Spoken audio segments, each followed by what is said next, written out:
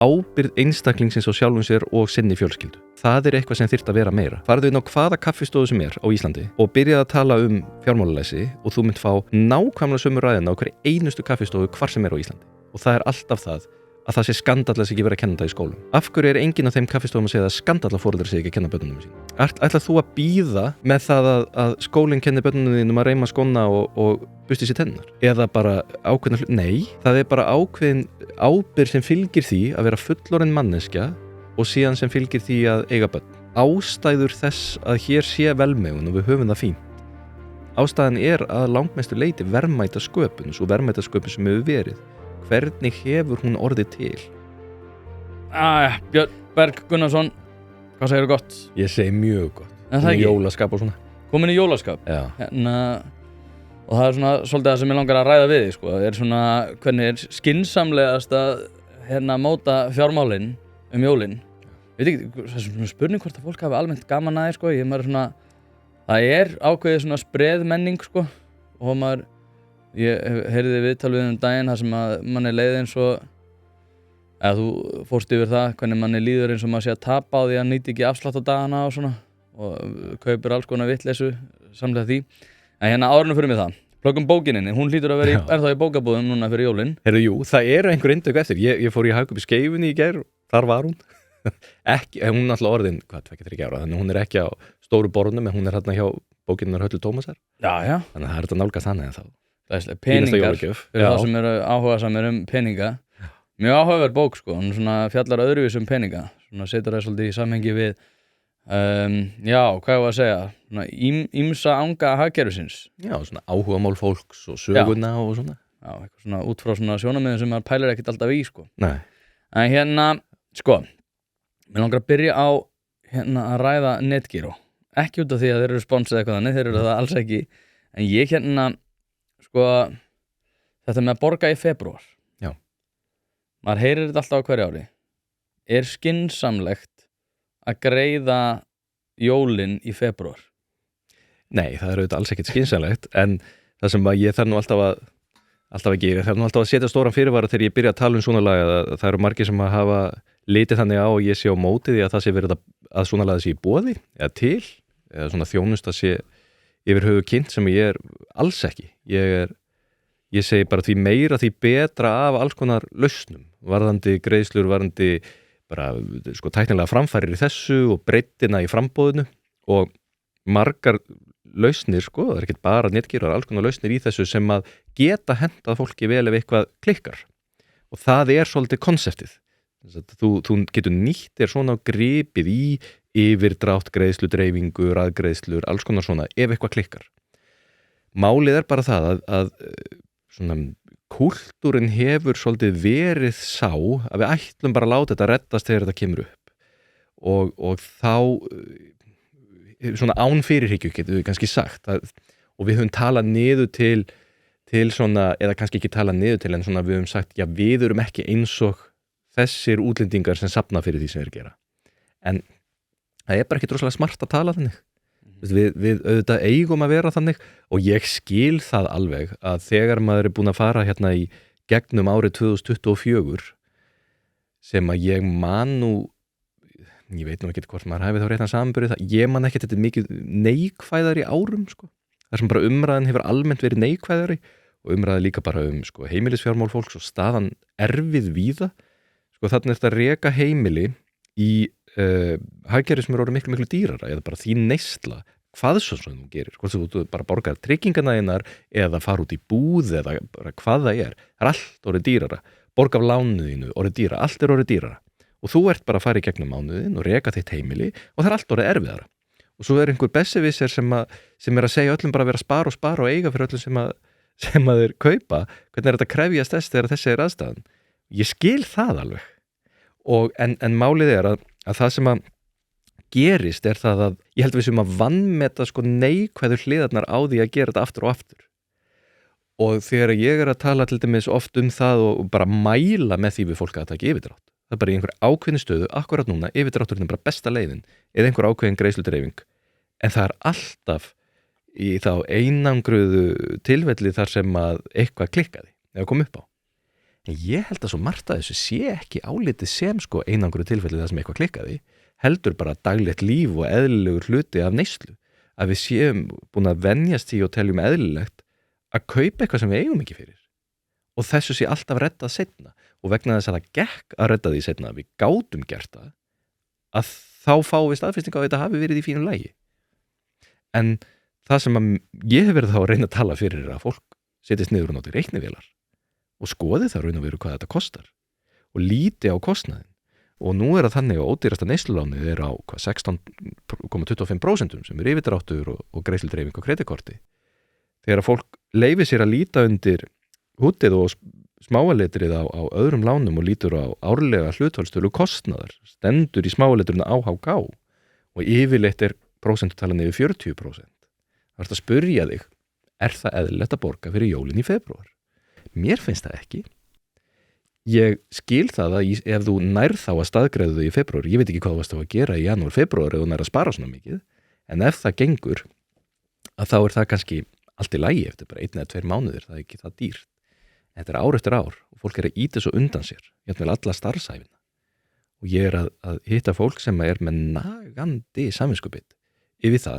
því að vera núna farið að nálgast lífeyrisaldur og vera ennþá með bílalán, vera ennþá með neyslulán sem það hefur verið að ýta undan sér og þorir varla að líta í reiknivélarnar af því að það sé fjárhæðinar.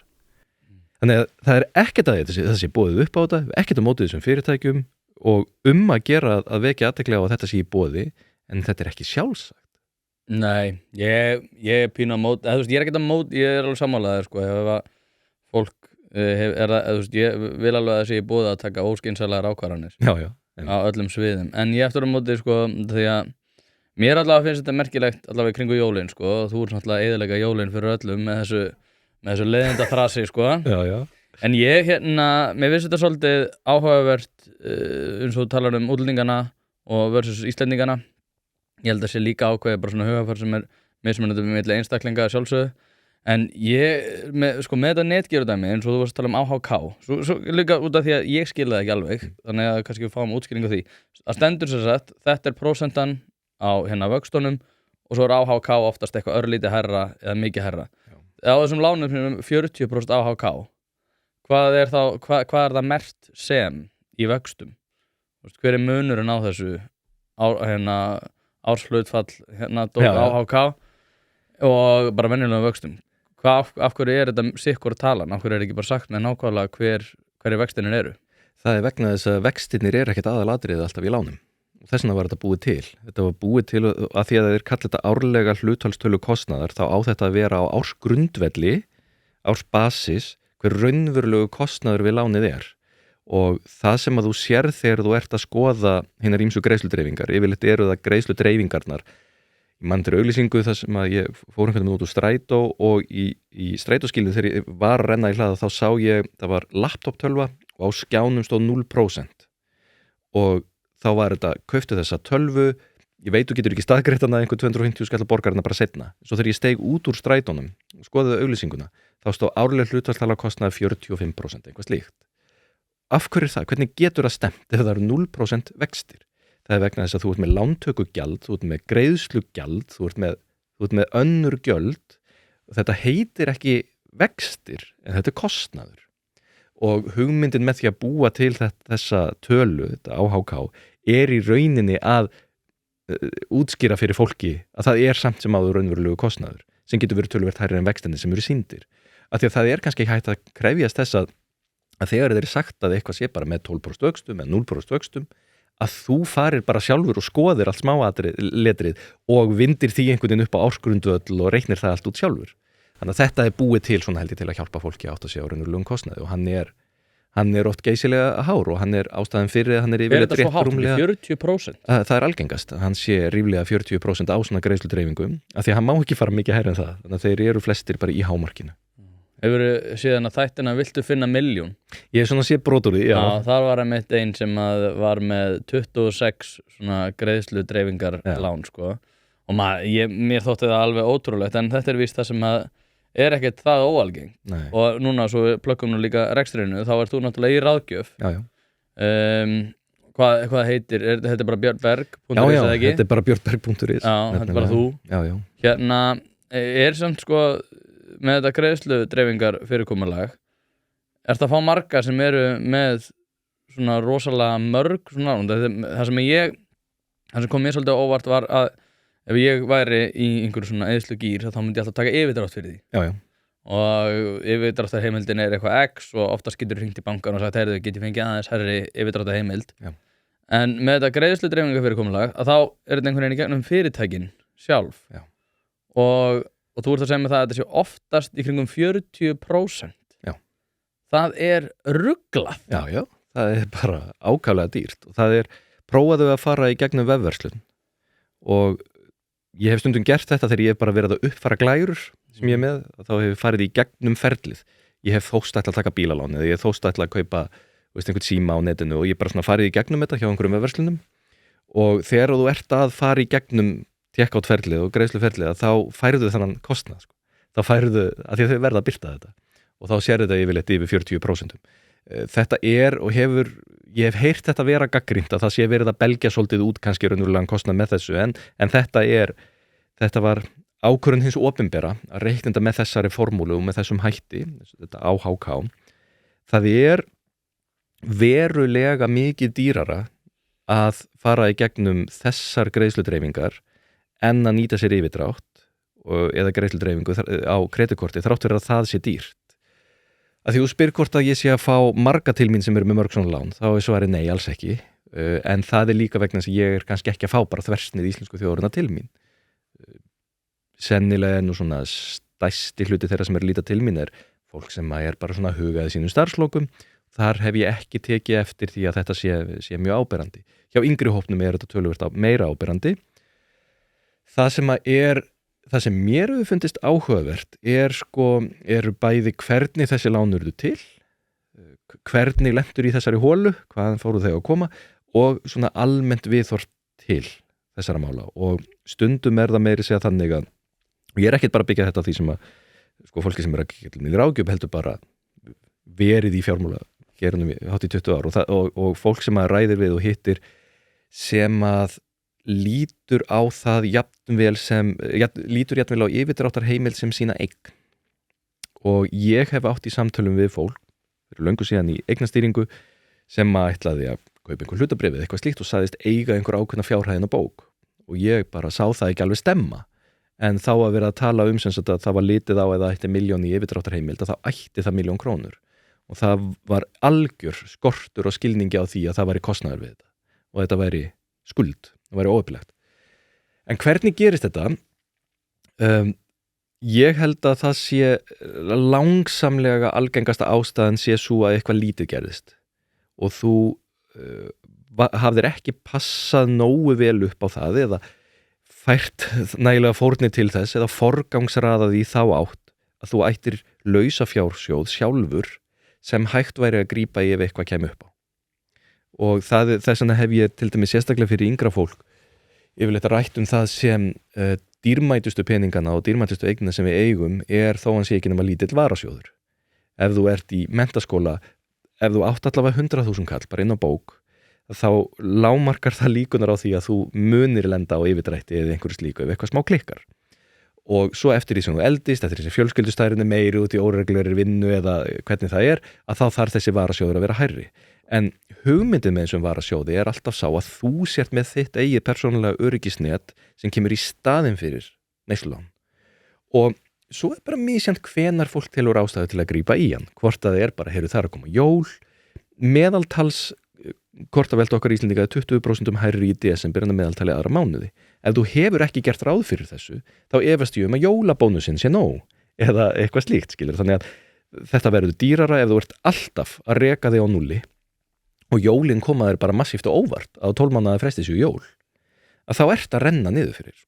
Og það er svona sem þetta gerist. Að ég er að heyra ástæður eins og ég þurfti bara að kaupa úlpu fyrir barnið mitt fyrir veturinn eða við fórum í ferðalag og það var það eins dýrara og jafnvel bara, nei, það var það ekki dýra, ég bara fór í ferðalag.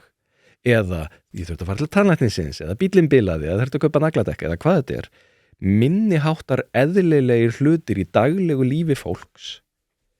sem að kosta ekkert endilega verulega háar fjárhæðir en vegna þess að það var ekki til varasjóður þá rendur þú í smá mínus. Þannig ertu komin í mínusinn.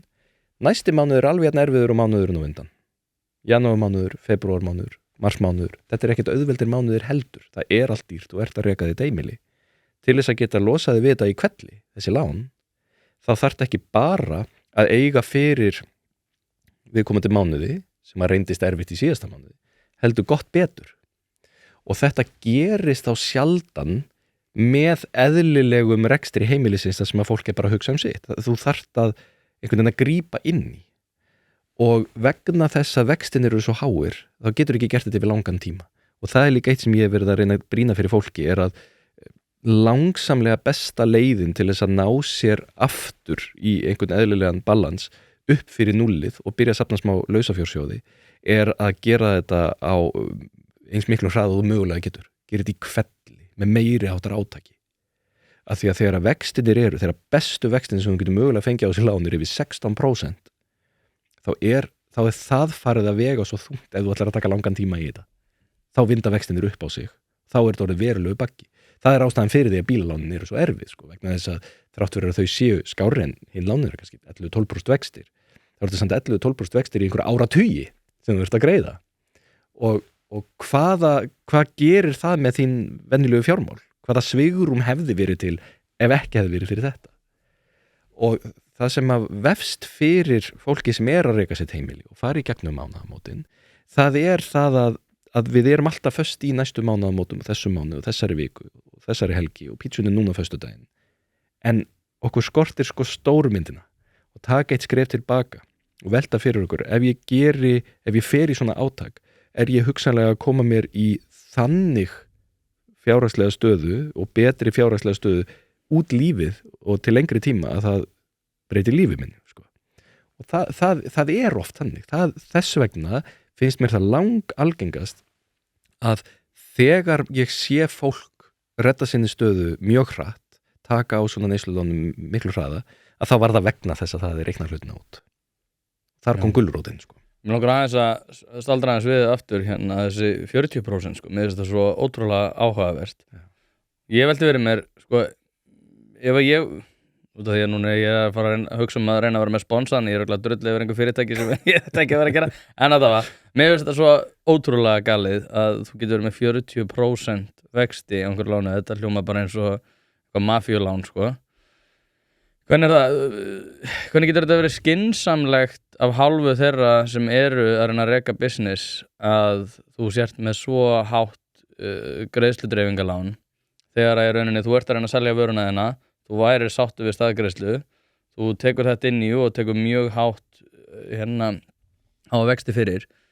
og væri ekki skynsamlegt að ég var að reka fyrirtæki að vera með, bara að fyrir 20% vexti sem er samt en það galið. Já. Og þeir þá bara að reiða sig á það að fólk veit ekki af þessu eða hvernig virkar, út af því ég er að reyna að pæla í sálfræðinni líka í baku þetta. Ef ég er til dæmis að reka okkur fyrirtæki, ég er að reyna að selja fullt af fólki vörum, einhver verður mjög ósáttur út af því að hann er að borga 40% vexti, segjum svo hann dragi það langinn og þurfa að fá taka yfirdrátt og netgjöralán fyrir því að greiða mér tilbaka, að þá er ég komið með vont orðspor á mig. Er það bara verið að gera ráð fyrir því að það gerist ekki? Hver er sálfræðin á bakvið svona fyrirkomulag? Já, ég hef ekki rætt þetta við á, þannig að ég er bara að gíska þegar ég segi það. Ég held að þetta sé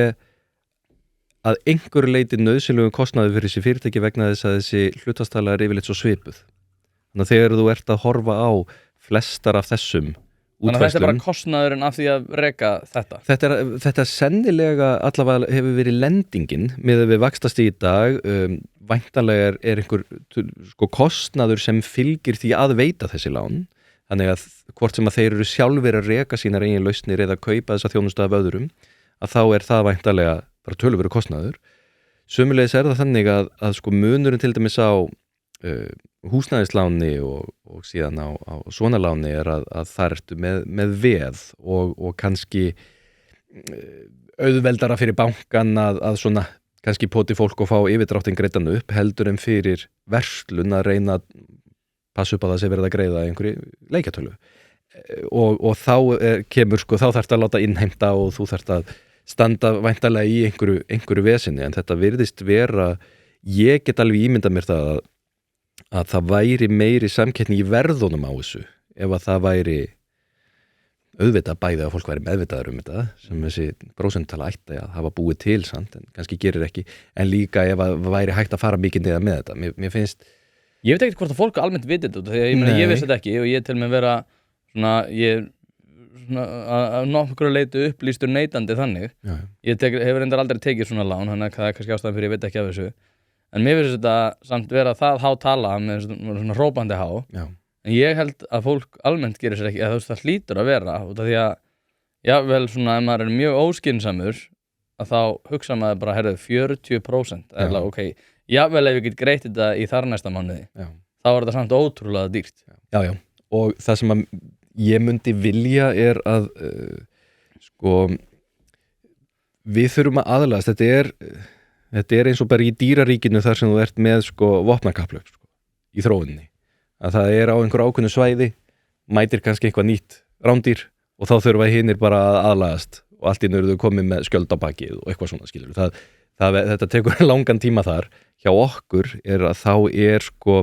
sem neytandi standandi í þessum hvirfilbil sem að tækniframfarir og fjármálakerfi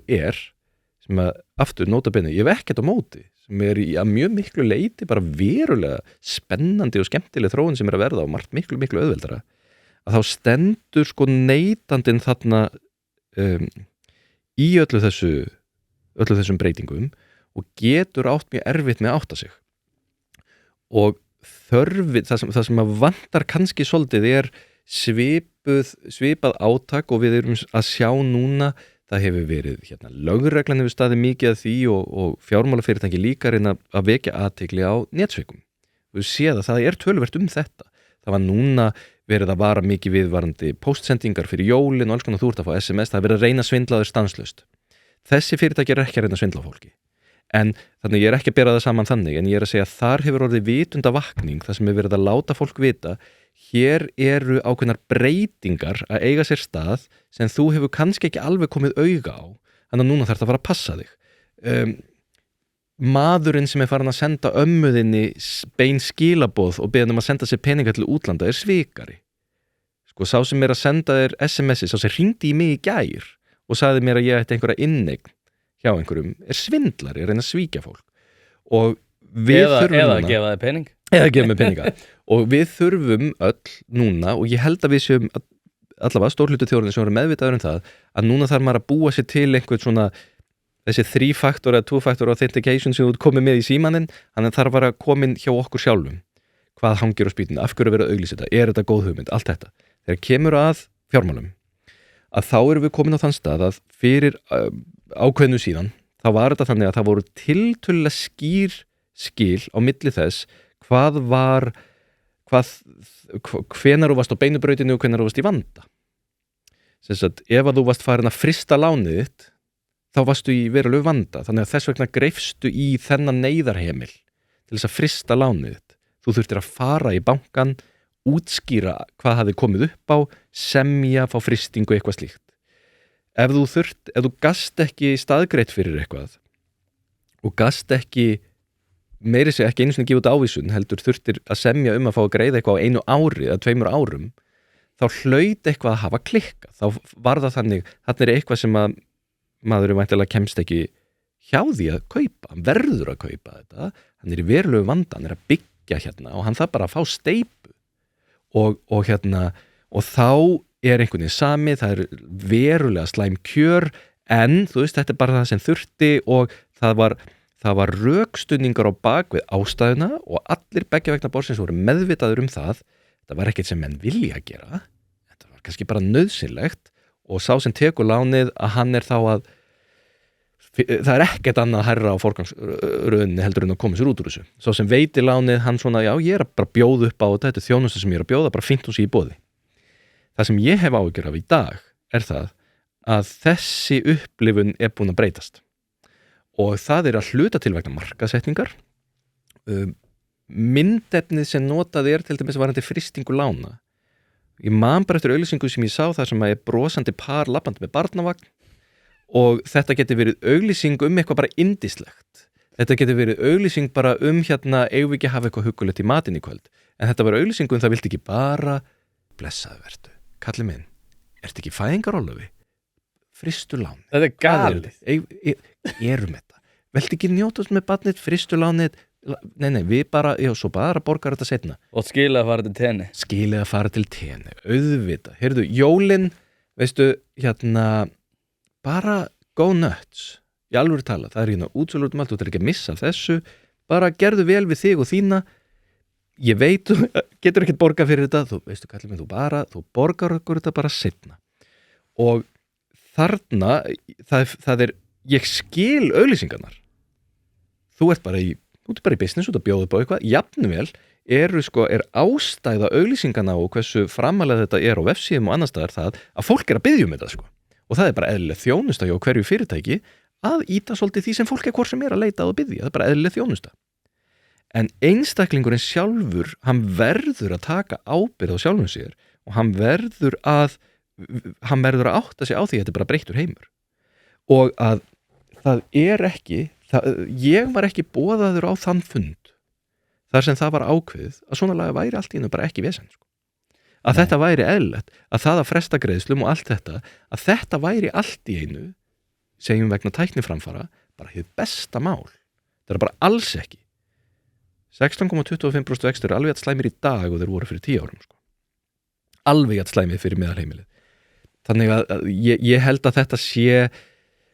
auglýsingarnar sem dynja á börnunum okkar á YouTube ég að eiga þessi samtöl við son minn og ég að útskýra fyrir honum af hverju það er verið að reyna að fá hann í eitthvað sem hann á ekki að taka þátt í svona eru bara auglýsingar, þetta er bara opinn heimur ég hef svolítið áhyggjur af því að við séum aðeins og eftir í þessu vopnakapphlaupi Já, þetta er líka orðið svo ótrúlega hvað ég var að segja, þetta er orðið svo hnitmið, þetta er orðið svo persónubundið, þetta er orðið allt svo vel gert það er einmitt talað hérna Kassar Sönnstein talar svona valarkitektúr það er að segja hvernig fólk mótar þig að ákveðnum valkostum að allt sem að við kemur því bara hvernig til mér besta dæmið er náttúrulega hvernig búðir eru skipulaðar smáværu verslanir, þegar þú ferð inn í bónus það er ástæða fyrir því að þessi hlutur er nákvæmlega á þessum stað og svo kemur þessi næst þetta er ekki bara einhvern veginn handahófskent það er svolítið saman með þetta eins og með það sem við varst að tala já, það er vissulegt að færa rauk fyrir því að það sé verið að móta valarkitektúruna einhverju sem að fólk hvað sem er að biðja en mér finnst að vera orðið svona full meinfísið þegar að þú ert byrjaður að auglýsa frystingu lána eða 40% lána vöxtum með einhverjum barnavagni og peppi það er bara stór undarlegt og ég eins og segi ég tel að við eigum alveg að hafa val á því að að taka vondar ákvarðanir sérstaklega fyrir fullána einstaklinga en svo aftur á móti ertu með krakka og börn þar sem að það þurfa bara að lúta mér finnst að fyrirtæki þurfa að lúta einhverjum öðrum lögmálum og ég er ekki forræðishyggju maður ég er algjör frjálshyggju maður og mér finnst eiginlega bara fyrirtæki með gera það sem við vilja en út af því að þetta er einmitt komið inn á YouTube þetta er komið inn á allt sem við kemur því hvernig börn eru eða svona í umhverju barna þá er þetta orðið svolítið einkennilegt tala nú ekki líka bara segjum ungt par það sé verið og í þessu tilviki er náttúrulega verið að færa rök fyrir því að það sé gott að frysta lán það er vont en það er svona eins og segi, ég veit ekki alveg hvernig ég myndi vilja sjá einhverjar hömlur á þessu og ég veit ekki hvort ég vilji svo hömlur en mér finnst eins og þú segir mér finnst það ætti að vera ákveðin svona vitundavakning út af því að líka svona sérstakt að fólk hefur einhvern veginn meiri áhuga á svona makrofjármálum það er að segja svona hvernig fjármál stórfyrirtæki og fleira þar fram til göttunum minni áhuga á einhverju svona sínum persónulegu fjármálum það er rosalega skrítið út af því að bæði hefur það miklu meira með þitt eigi líf að gera og líka er þetta eitthvað sem þú getur haft miklu meira áhrif á heldur en það að vera að fylgjast með ársreikningum Marel og yfirtöku JBT eða hvað sem þetta er nú allt Ég tek undir það, varandi punktin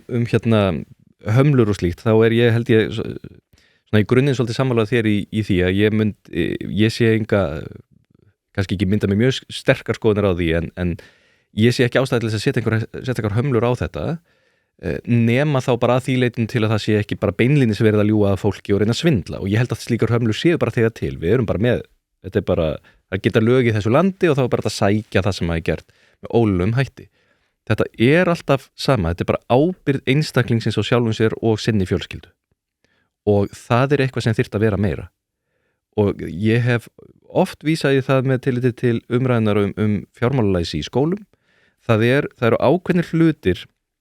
sem fólk gefur sér að einhvern veginn umræðan er svo sama. Farðu inn á hvaða kaffistofu sem er á Íslandi og byrjaði að tala fjármálalæsi og þú mynd fá nákvæmlega sömu ræðina á hverju einustu kaffistofu hvar sem er á Íslandi og það er alltaf það að það sé skandallega ekki verið að kenna það í skólum. Af hverju er enginn af þeim kaffistofum að segja að skandalla foreldrar sé ekki að kenna börnunum sínum þetta? Ætlar þú að bíða með það að skólinn kenni börnunum þínum að reima skóna og busti sér tennar? Eða bara ákveðna nei, það er bara ákveðin ábyrgð sem fylgir því að vera fullorðin manneskja og síðan sem fylgir því að eiga börn. Og svo ábyrgð að hún og hvaða viðfangsefni það eru, þau breytast eftir því hvernig heimi við búum í og nú erum við bara í breyttum heimi. Þar sem að það verður að vera tekið samtal það sem að gæti miklu leyti verið bara hreinlega óumflýjanlegt og ég held að það hafi ekkert upp á sig svona í raun og veru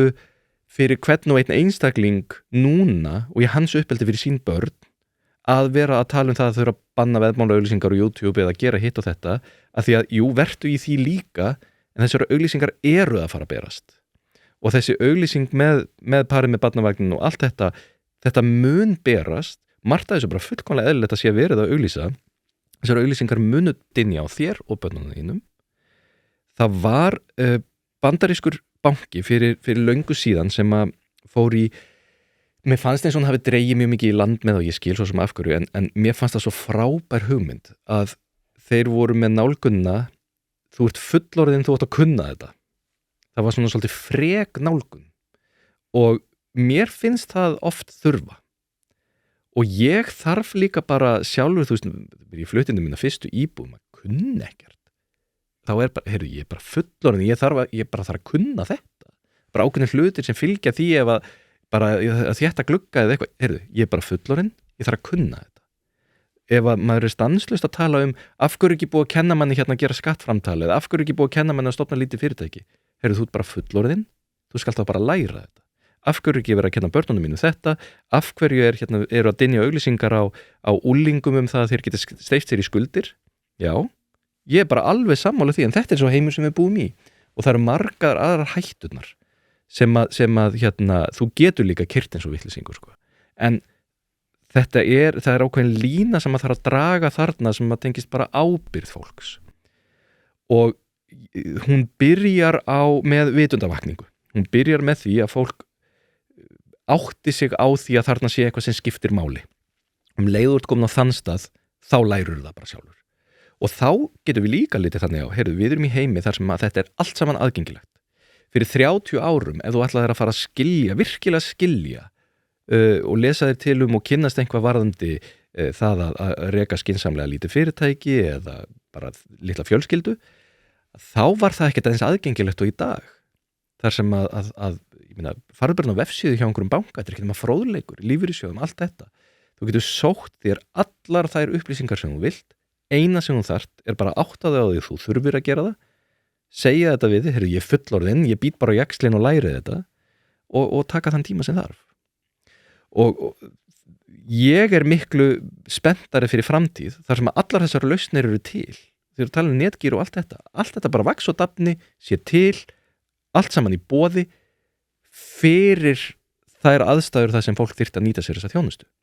En að við séum með þennan filter í kollinu. Ég man alltaf eftir einni auglýsingu sem að nú hætti að berast, en var alltaf að dynja á mér á YouTube. Það sem Alec Baldwin, hann kom á skjáinn og var að tala það að við ættum að fara að kaupa hlutabréfi gegnum eitthvað ákveðið app á netinu vegna þess að það var í zero commission, engir vextir, sem myndum auðvitað á þessa auglýsingu með laptoptölunni og 0%. Og svo sér maður hef ég séð umræðu á netinu þetta sama fyrirtæki þar sem verið að mæla með því. Þetta er bara Íslendingar sem að spurja hvar á ég viðskipti og þá segja, notaðu þess að þeir eru ókipis. Hvar er einhver heilbrigð skynsemi og einhver öryggisventill í fólki þar sem spurt er hvað hangir á spýtunni? er þetta í alvörinu ókeypis og ef þetta er ókeypis, hver að borga Alec Baldwin fyrir þessu auglýsingu? Og þetta er eitthvað sem maður myndi telja að ætti að vera bara eðlilegur filter í fólki en við þurfum að búa hann til að því hann er ekki sjálfsagður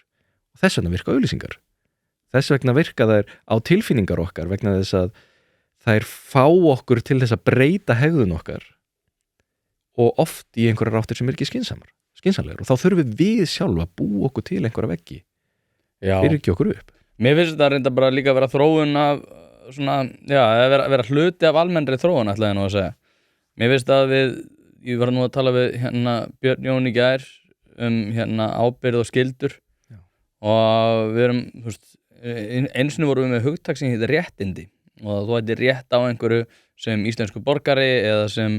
hefur greitt í eitthvað stéttarfélag, þá ættir rétt á þessu. Nú notum við eiginlega mannréttindi yfir allt. Það er allt orðið mannréttindi. Það er mannréttindi að eiga húsnæði. Það er rosalega einkennilegt viðmót gagnvart húsnæði. Það er eins og að það sé enginn sem að þurfi að vera til staðar til þess að búa það til eða leggja grunna því að það verði húsnæði til staðar og þá var það einhvern veginn orðið mannréttindi og ég er búin að vera að útskýra fyrir fólki að flest sem hefur verið svona álitið sem mannréttindi þar sem að krefst einhvers konar vinnu annars að þá verður oftast skortur á því sama en þetta er einhvern veginn eins og við sjáum ekki þetta og við einhvern veginn berum ekkert ábyrgð á okkur sjálf við einhvern veginn erum bæði sko að allt sem við kemur því á okkar þörfum það er orðið mannréttindi og ríkið á að sjá þér fyrir öllu og það sem mér finnst náttúrulega sérstaklega vont við þetta er að lokum ertu þá orðin eign ríkisins þú veist, sem einstaklingur, þá er einstaklingsfrelsi alveg farið og í svona breiðari strókum þá er þetta angi miklu stærra vandamáls að ég tel einmitt eins og þú segir sko að ef að þú verður að voða út af óskynsamlegum ákvörðunum að þá er það byrjum við, það er ekki neitt kerfi sem að grípa mig það er ekkert kerfi og ég hugsa alltaf með mig bara ef við erum með kerfi til að grípa alla óskynsamlega hegðun að þá erum við ekki okkar eigin þú veist, þá erum við ekki einstaklingar, þá erum við bara eign ríkisins og mér finnst þetta sem einhverjir sem að telja ég sé að það går drjúgt í áruna en mér finnst þetta bara raunverulega að vera vandamál og þetta er líka vandamál út af því að eins og þú ert búin að lýsa þar sem að þessi svona hugarfarsbreyting sem hefur bara orðið að örfáum árum ég meina, þegar ég keypti mér fyrstu eign þetta var 2016 þá var eitthvað til umræðu að frysta lán eitthvað í kringum þegar WOW féll held ég og þá var svona spratt upp umræðu það svona WOW, hvað það mun hafa mjög vond áhrif á hagkerfið spratt svo aftur upp í COVID að frysta lánið, en frysta lánið var alltaf með neikvæða merkingu það var alltaf rosalega neikvæða merking að þú þyrftir að koma til með að frysta lánið núna er að frysta lánið eða að greiti þetta bara í febrúar það er svona orðið ákveðin svona léttvæg umræða svona einhvern veginn pínu jafnvel svona bara skemmti umræða mér finnst það vera stórkostlega undarlegt þetta er búið að gerast rosalega hratt undanfarið búið að gerast rosalega hratt að einhvern veginn að allir fréttatímar eru alltaf manneskja lýsir einhverju vandamáli sem að hún kom sér oftast sjálf í og þá var það og svo er bara þarf ríkið að ákveða hvað ætlar að gera í þessu ég hugsa alltaf, hvað ætlar þú að gera í þessu? Ég er vel manneskja sem verður ekki fyrir einhverju vandamáli kemur í fréttaþátt og lýsir einhverju vandamáli segir, heyrðu, það er vandi með þá sem eru og það er bara mjög vond að þetta vandamáli setja staðar og þá segir fréttamaðurinn og hvað heldur þá bara ríkið þarf að ákveða hvað ætlar að gera og þá hugsa ég alltaf með mér mér langar svo mikið að fréttamenn spyrji þeirra spurningar en hvað ætlar þú að gera? Þú ert að benda á þetta vandamál er þitt framlag til þess að grípa þetta vandamál að bara benda á það og vonast til einhver annar grípi það eða benda á það og þykja 1500 skall á mánuði fyrir að koma á lagginn einhver nýri stofnun til þess að geta gripið þetta vandamál og það er þetta sem ég finnst vera svolítið vont viðmót gagnvart öllum vandamálum út af því að lokum náttúrulega þurfum við bara einhvern veginn að hver einasta manneskja þurfi eitthvað kerfi kringum sig sem einstakling sko. Nei, ég tek undir þetta miklu leyti að það er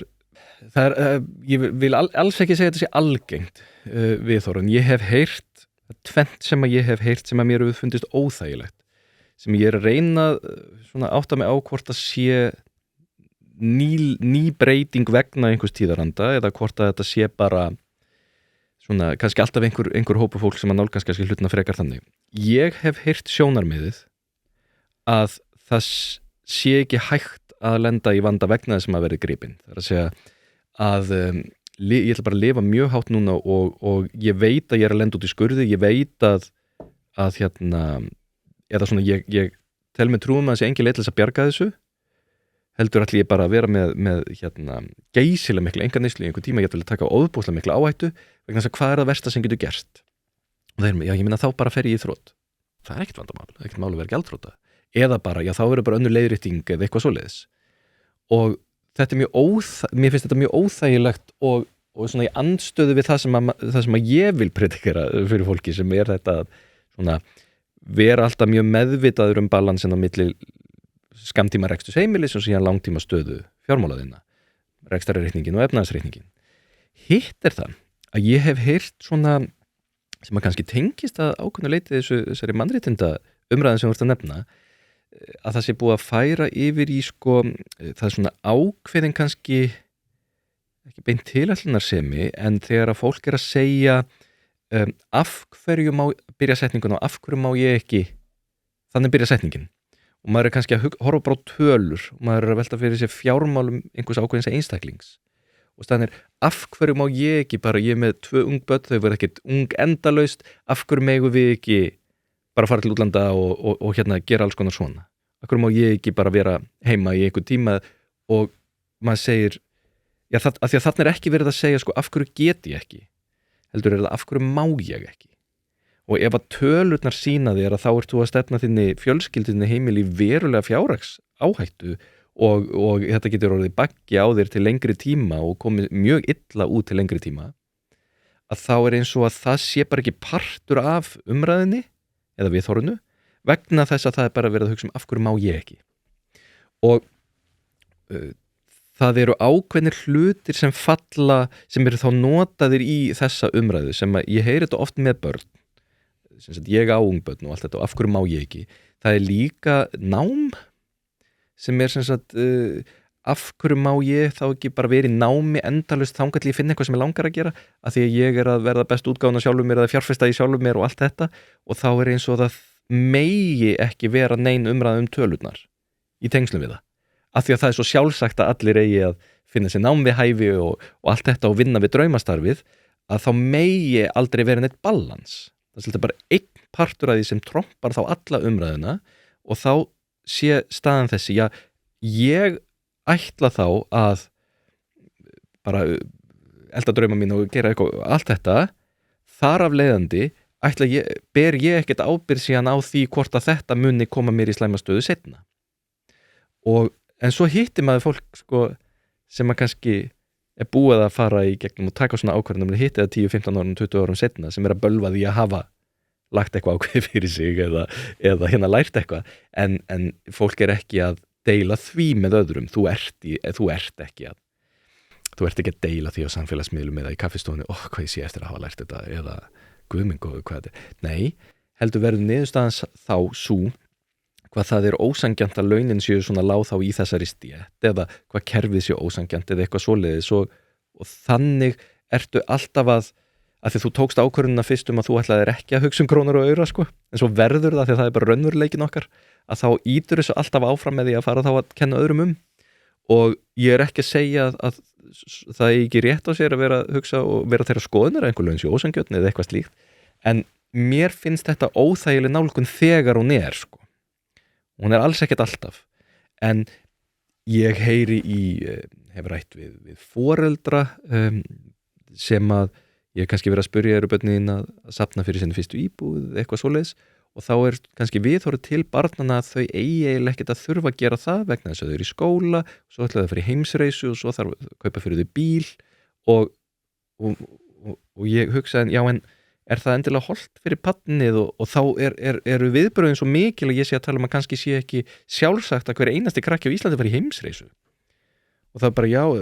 þurfa allir krakkar á Íslandi þeir eru 19 ára að fara með bakbóka allir Suður Ameríku eða eitthvað ég meina það bara að vega þá að meta í hvert skipti en þetta geti senkað í mörg ára að barnið geti keypt sér íbúð, það þarf að forgangsraða, það þarf einhver svona stundum þarf maður að segja við einhvern sko, krakkinn þarf að vinna með skóla ef hann ætlar að geta keypt sér íbúð þá er hann ekki að fara að kaupa sér bíl og fara heimsreis á sama tíma, það þarf að vera stundum svona, þetta er bara nákvæmlega sama og ég var að nefna á það með það bara að vera fullorðinn, maður þarf að ala upp börnin sín og ég er ekki með fullmótaða pæling á bakvið, ég er svona ennþá að reyna að melta þetta, hvort að þetta sé yfir höfuð eitthvað nýtt, hvort að þetta sé verulega alvarlegt eða ekki, en ég held að barn sem er alið upp með þessum hætti það væntanlega verður ekki fullorðið eða þroskað fjárhagslega fyrir að það lendir sjálft í fjárhagsvandræðum. Þetta verður bara fullorðið barn. Gæti verið, sko. Það er bara þannig, ég meina, ég skal bara fylla í eðuna, sko, út af því ég veit þú getur ekki elt mig hingað, en hérna, þú veist, ég bara til dæmis hefur rætt bara kulnun, sem að er eitthvað fyrirbæri, sem að kom og er í gangi núna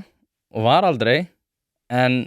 það er rosalega algengt, þetta er rosalega algengt í opinberum starfsmönnum, það eru heilar stéttir stjórnenda inn á Reykjavíkurborg, það sem að 40% af stjórnendunum er í kulnun. Og kulnun einu sinni þá var þetta fegst bara ógeða starfinniðinu og fórst að gera eitthvað annað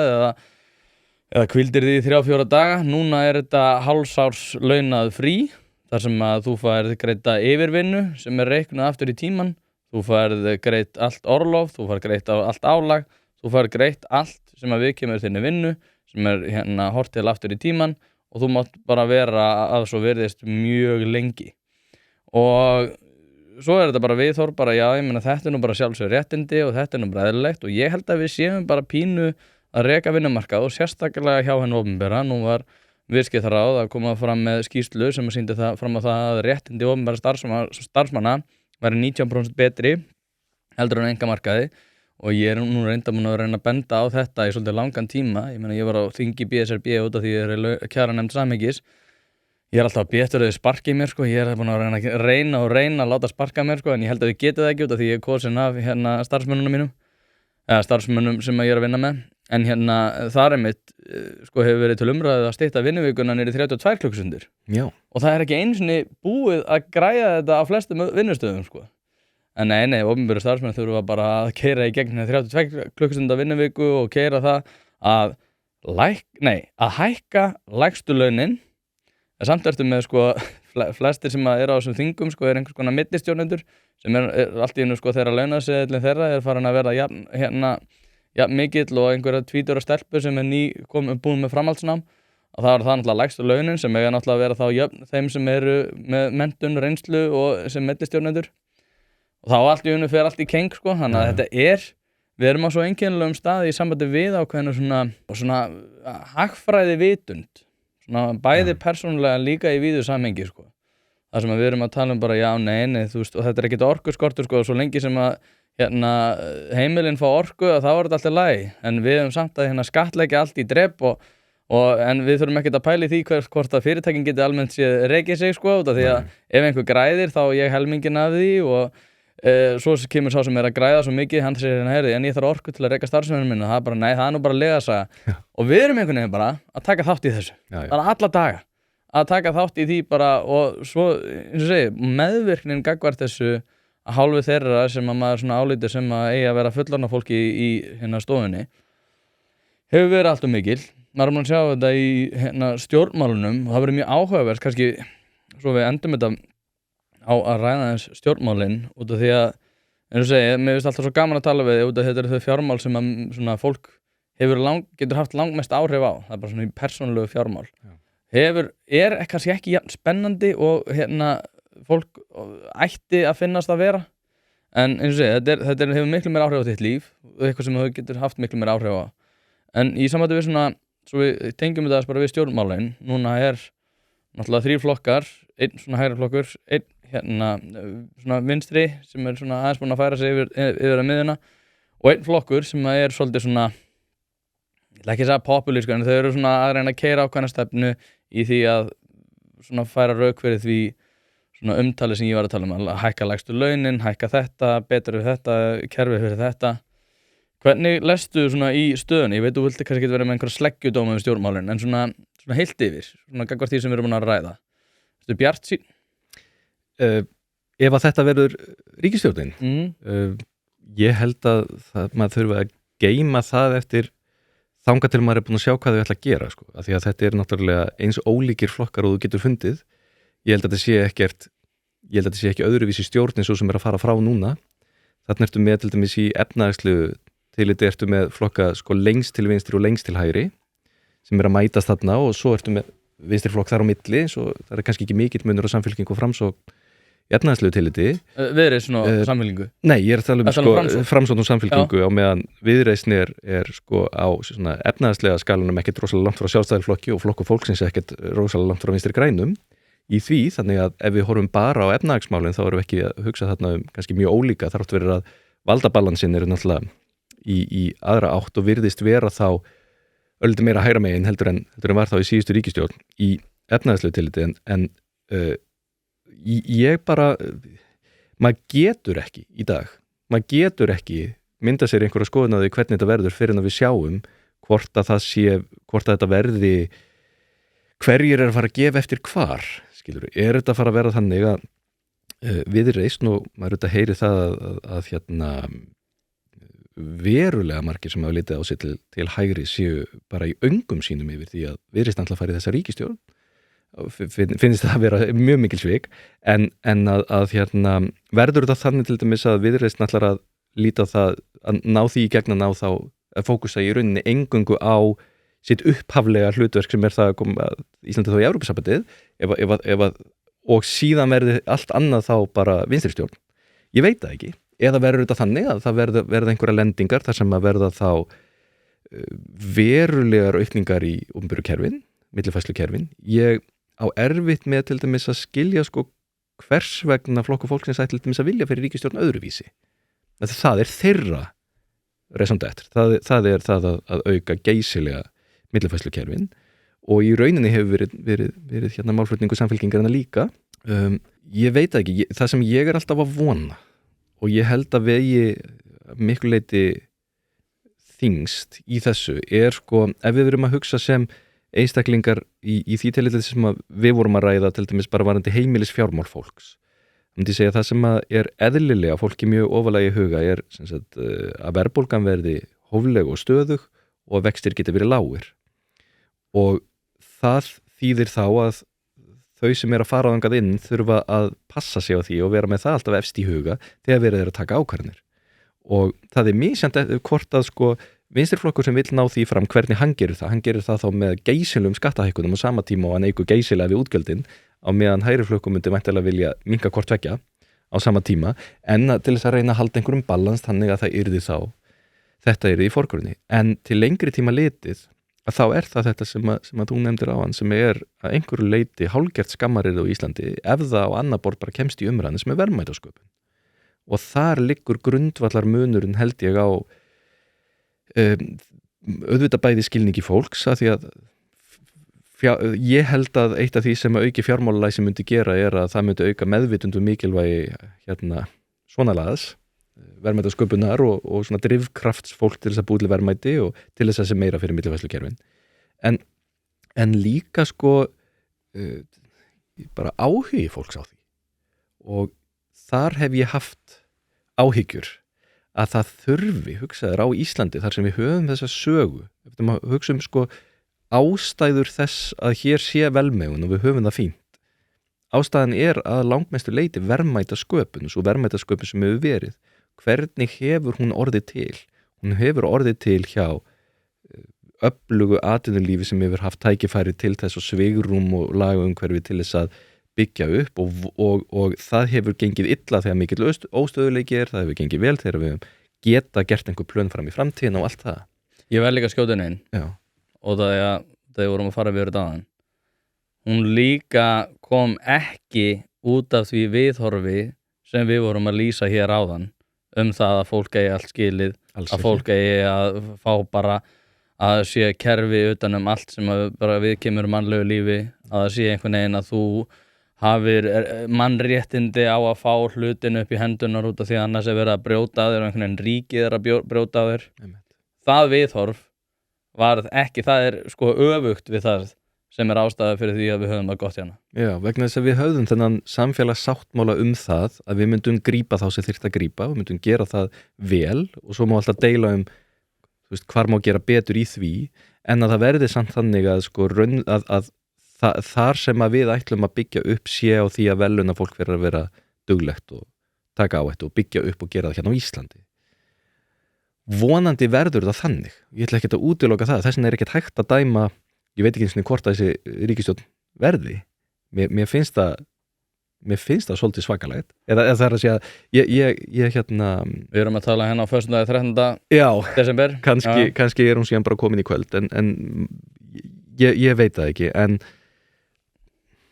já, ég vona að svona laga verði ofan á. En ef að þessi ríkisstjórn verður, þá erum við samt sennilega að líta á þannig svona almenna nálgunar þetta sem að þú ert búin að vera að lýsa, þú hefur áhyggjur af, það mun bara halda áfram, sjálfsögðu. Horfir ekki til betri vegar í þeim málum, en líka við munum sjá virkilega reyna á ríkissjóð,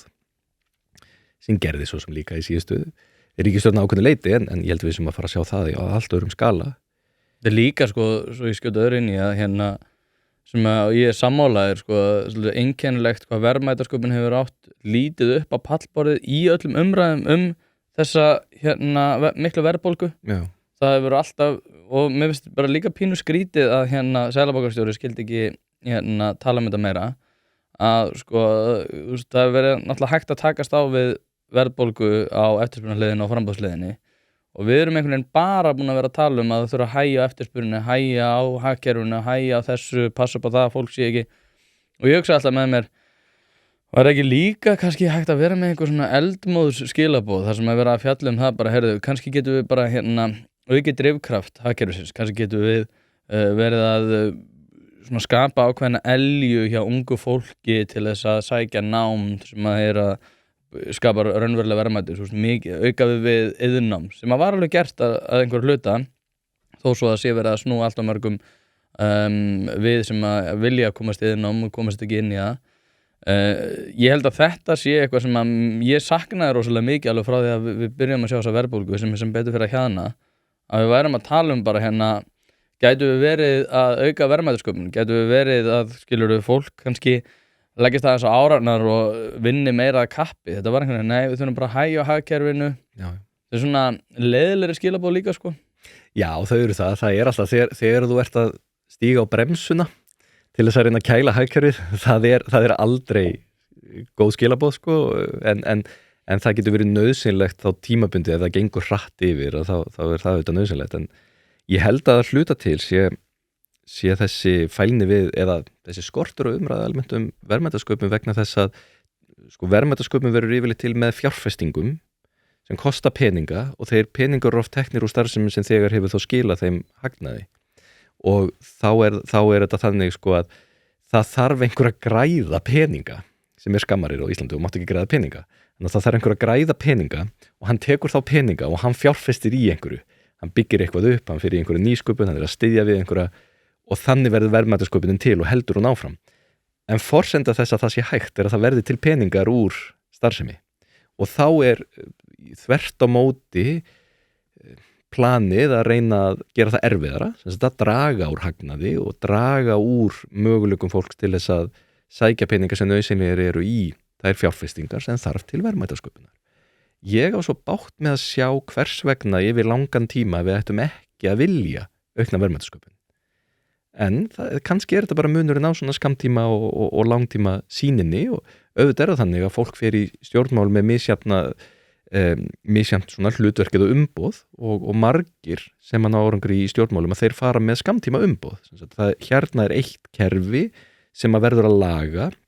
sem kemur langtíma þróun verðmætasköpunar ekkert við. Þú getur bara að laga þetta núna í dag með því að hækka hérna skatta, sækja peninga og millifæra þá yfir á þennan aðila. Og það þarf alltaf að vera einhver sem að hugar þá að langtíma hugsunni en það er ekkert rosalega ofalega í huga Íslendinga held ég almennt og mætti verða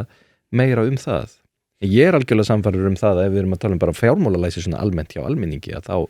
þá mun þanniglega alltaf styðja við það að fólk hugsar til lengri tíma. Já, ég er alveg bjartsýn gagnvart þessu sko því að ég held að það sem hefur gerst sérstaklega undanförnum árum alveg síðastleginu svona 10 til 15 ár en sérstaklega núna undanfærin 5 ára eins og varum að fara yfir áðan, var að sko, hægri menn vanmátu svolítið það hversu mikið svona menningin getur haft áhrif á hagkerfið og sumir hafa sagt að hafi verið svona þögult samþykki vinstri mann og hægri mann að hægri menn myndi bara fá að tala bara efnahagsmálin og væri bara að einbeita sér að því á meðan vinstri menn fengi að einbeita sér að menningamálunum. Og eins og varst að segja áðan að þú veist, ég meina það snýst alltaf um það bara hver fær að segja sögunum sjálfan sig og fyrirtækjaeigendur hafa almennt séð í dag verið svona vondikallinn í sögunni. Allar umræður, mjög mikið að þáttum og svona fyrirtækjaeigendur eru fyrirtækjaeigendur sem kannski sviku undan skatti eða greiddu ekki einhver laun og voru þá vondimaðurinn í sögunni. Þannig að svona, maður er alveg fundið fyrir því áþreifanlega að fyrirtækjaeigendur hafa verið svona vondikallinn. Og þetta er eitthvað sem að mér finnst stórkostlega undarlegt en vinstri menn einhvern veginn hafa fengið svona, þú veist, tala kapitalismi er bara, þú veist, neikvætt yrði. Hægri menn noti ekki einu sinni lengur, sko. Þú veist, það var oft að tala um það að fólk var að kalla sig ég er bara, þú veist, kapitalisti menn í Bandaríkjunum gera þetta ennþá en hér á landi myndi aldrei neinn fyrirtækjaeigandi og stórfyrirtæki segja bara, heyrðu, ég er bara kapitalisti nema einhverjir örfáir, sko. Og það er þetta sem eins og segi, þú veist, ég held að hægri menn hafa svolítið vanmetið það hlúa svolítið að sögunum sjálfan sig veist, og menningarlegum málum út af því ég held að þetta sé tengt öllu því sem við erum búin að ræða hérna að þetta mótar ákveðið viðhorf gagnvart bara bæði sögunni og því hvernig, þú veist, af hverju við erum á svona góðum stað. En af hverju færðu hluti frá Kína, þú veist, ég meina, allt þetta hérna er ekki smíðað á Íslandi. Og þú veist, af hverju get ég fengið þetta? Það er út af því að það er bara eitthvað fólk að vinna allan daginn og krafðist þess að aðrir væru að uppgöta, ekki út af því að ríkið sagði þeim að gera, heldur út af því að þeir af sjálfstæðum vildu hérna búa til eitthvað sem að þeir síðan græddu á. Þú veist, það er þetta, þú veist, þetta er ekki eins og svo oft er sagt zero sum. Það er ekki þannig að ef einhver græðir einhver peninga þá sé annar að tapa. Í flestum tilfellum eru það báðir að græða og þetta er þess að ég er líka búin að reyna að koma inn í umræðina er sko að ef einhver er að græða mjög mikið af peningum fyrir það að selja einhverja vöru þá er hann ekki sigurvegarinn er neytandinn sem vill vöruna en þetta er ekki sagan sem við höfum verið að leyfa okkur að segja sko. Nei, við erum svolítið brend við erum miklu leyti brend á hruninu ennþá, mikið brend það sem að þú fækst mjög svona skýra mynd af því hverjir vondukallinir voru og það voru þeir sem að höfðu mikið látið á sig bera við það að vera að græða peninga og byggja upp og svona og það eimir ennþá að þessu og þetta er ennþá hangir utan á auðvitað ýmsum greinum innað, ég minna þetta er ímyndavandi sem að sjávarútvegurinn til dæmis glími mikið við sem að þrátt fyrir, þú heyrir aldrei tala svona í plássunum en þú heyrir svona annar staðar vegna þess að þetta er eitthvað sem bara er búið að ákveða. Við ákvaðum einhvern tíma til þess að vera bannað fyrir sund eftir að vera búin að borða að þá á sér ekkert við rök að styðjast bara sagt nógu ofta neða það halda allir það er bara orðið svolítið svoleiðis það er svolítið þannig að það er bara það hlýtur eitthvað annarlegt að vera á bak við það að þú hefur hagnast og hafi verið það gott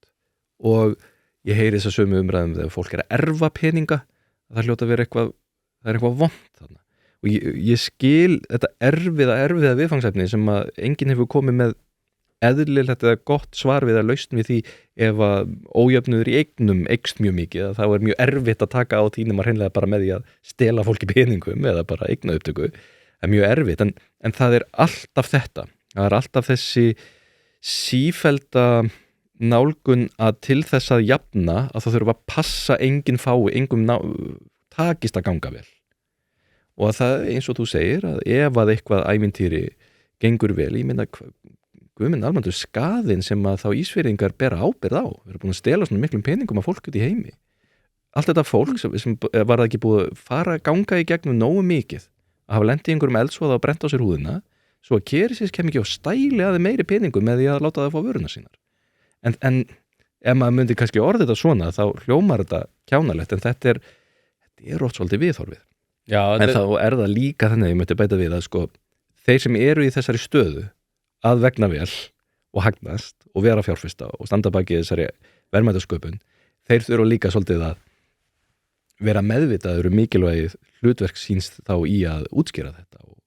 koma fram eins og menn sko. Já, og líka bara, þú veist,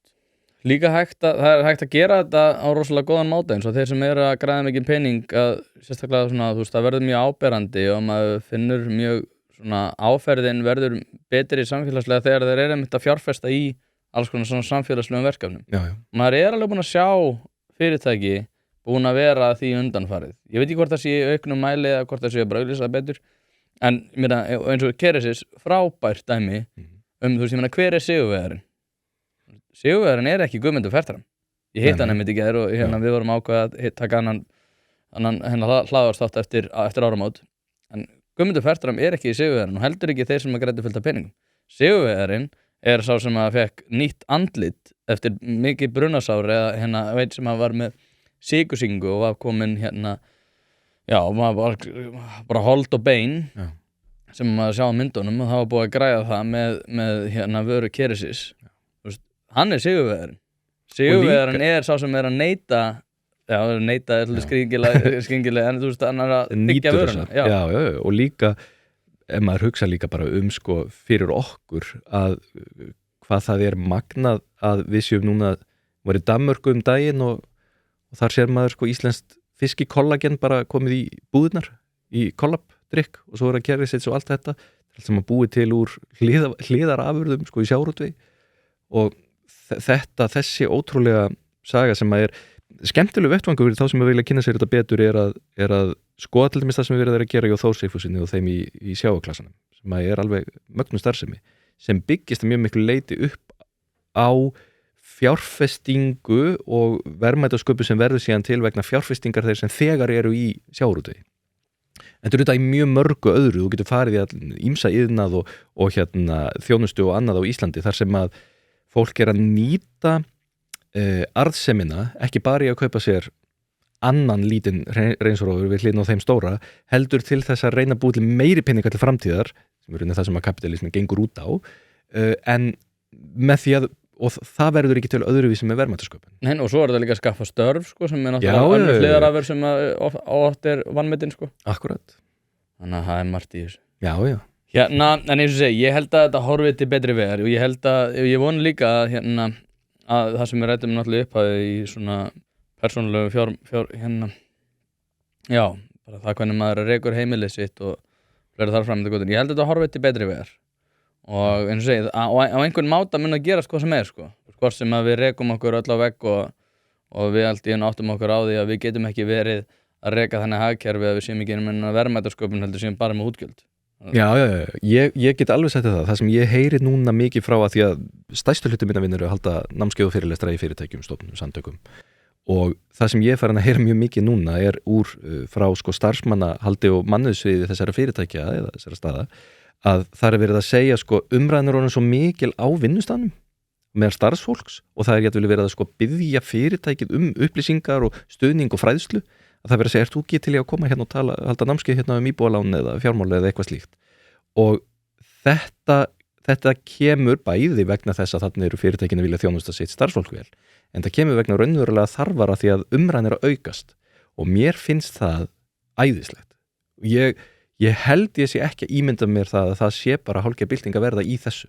Ég veit á henni þegar orðin varandi lífeyrismál. Það er bara getið jafnaði saman hvernig rættur lífeyrismál meðan almennings núna á fyrir 10 árum. Ég held að varandi fjármál almennt að þá sé þetta minna tabú, sé meira verið að ræða þetta, fólk sé meðvitaðir hvað þetta er mikilvægt, en það er líka eins gott sko. Að því að heimurinn sem við stöndum í er að verða flóknar og flóknari og freistingarnar meiri og hætturnar þessna fleiri. Að þessu leiti þá er ég alveg vissum að þetta sé að horfa allir betri vegar við auðvitað vil ég fá þetta allt saman inn í skólana en þetta byrjar heima og það er næst besti árangurinn þegar bara fullorðið fólk fyrir gegnum einhverja vitundavakningu fyrir að læra þetta sjálft besta sem ég sé. Akkurat. Peningar eftir Björn Berg björnberg.is alltaf fram til gödunum eða viljið styrkja þetta framtak partus.is/geinpæling endilega ef þið eru að horfa á þetta á YouTube þá með ég gera subscribe á þessa rás það hjálpa mér að dreifa þessu efni á samfélagsmiðlum ef ykkur líka við þetta samtal sem ég gerir ráð fyrir því að gera það fyrst að hlustuði í klukktíma en fleira var það ekki í dag Björn Berg takk æðislega fyrir að koma. Alltaf Takk fyrir gaman, eins og segið. Þú erum með mjög, hvað ég að segja? Það er ekki margir í því sem að þú ert nákvæmlega að gera. Sem þú veist, jú, það er örugglega fullt af fólki í ráðgjöf og eitthvað, en ég veit ekki, það er eitthvað við það hvernig þú nærða ramma þetta inn á skilmerkilega máta sem alveg frábært. Þannig að bara takk æðislega fyrir að koma og þangað til næst. Já, takk. Smáaletrið á öðrum lánum og lítur á árlega hlutfallstölu kostnaðar stendur í smáaletrinu AHK og yfirleitt prósentutalan yfir 40%. Það er að spyrja þig, er það eðlilegt að borga fyrir jólin í febrúar? Ætlar þú að bíða með það að skólinn kenni börnunum þínum að reyma skóna og busti sér tennar? Eða bara ákveðna Nei, það er bara ákveðin ábyrgð sem fylgir því að vera fullorðin manneskja og síðan sem fylgir því að eiga börn. Ábyrgð einstaklingsins á sjálfum sér og sinni fjölskyldu. Það er eitthvað sem þyrft að vera meira. Farðu inn á hvaða kaffistofu sem er á Íslandi og byrjaði að tala fjármálalæsi og þú mynd fá nákvæmlega sömu ræðina á hverju einustu kaffistofu hvar sem er á Íslandi. Og það er alltaf það að það sé skandall að sé ekki verið að kenna það í skólum. Af hverju enginn af þeim kaffistofum að segja að skandall að foreldrar sé ekki að kenna börnunum sínum? Ætlar þú að bíða með það að skólinn kenni börnunum þínum að reyma skóna og busti sér tennar? Eða bara ákveðna Nei, það er bara ákveðin ábyrgð sem fylgir því að vera fullorðin manneskja og síðan sem fylgir því að eiga börn. Ástæður þess að hér sé velmegun og við höfum það fínt. Ástæðan er að langmestu leyti verðmætasköpun, svo verðmætasköpun sem hefur verið. Hvernig hefur hún orðið til?